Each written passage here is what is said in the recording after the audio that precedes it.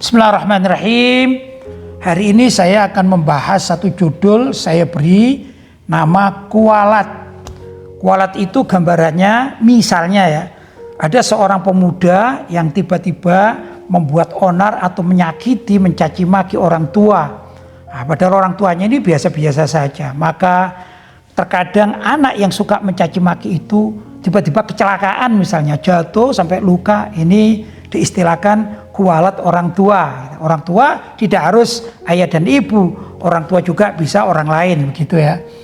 Ada hadis Nabi SAW yang isinya sibabul muslimi fusukun, mencaci maki seorang muslim itu hukumnya adalah fasik, maksudnya dosa. Ini hadis rawahul Bukhari wa Muslim, diriwayatkan oleh Imam Bukhari dan Muslim. Jadi hadisnya adalah hadis sahih.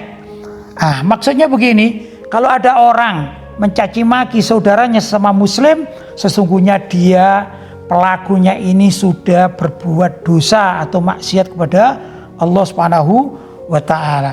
Ada hadis lain yang menyebutkan man ayyara akhahu bidzambin, barang siapa yang mencaci maki saudaranya sesama muslim bidzambin, karena saudaranya muslim ini berbuat dosa tapi dicaci maki, akibatnya apa? Lam yamut hatta ya'malahu, maka si pencaci itu tidak bakalan mati kecuali dia akan mengamalkan sesuai dengan dosa yang dilakukan oleh saudaranya sama muslim tadi yang dicaci maki.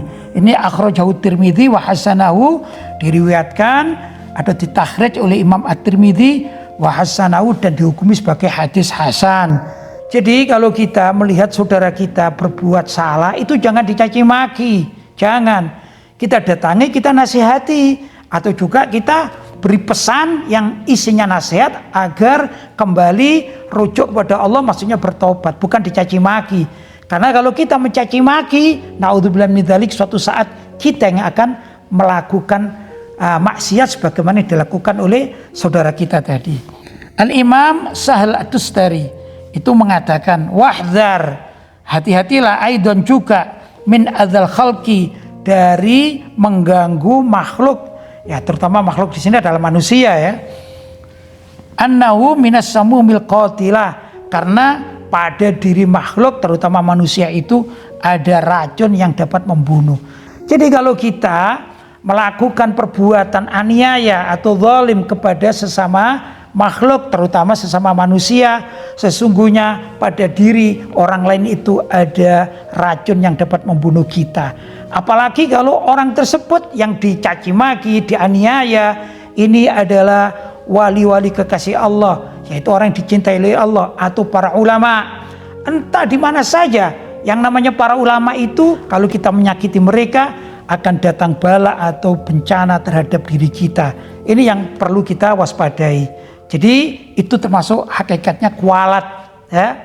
Nah, umat Islam itu kan di mana saja ya, yang kita harus saling menjaga di antara sesama muslim. Ada orang Islam di Indonesia, ada di Malaysia, ada di Pakistan, ada di Saudi Arabia, ada di Mesir, ada di Yaman, ada di Yordan dan lain sebagainya. Selagi ini dunia Islam, maka kita wajib menjaga kehormatan mereka. Jangan sampai ada yang mencaci maki. Semoga kita diselamatkan oleh Allah SWT, tidak menjadi orang-orang yang fusuk, yaitu ahli maksiat. Apalagi kalau sampai kita terjerumus kepada dosa gara-gara lisan kita. Semoga bermanfaat.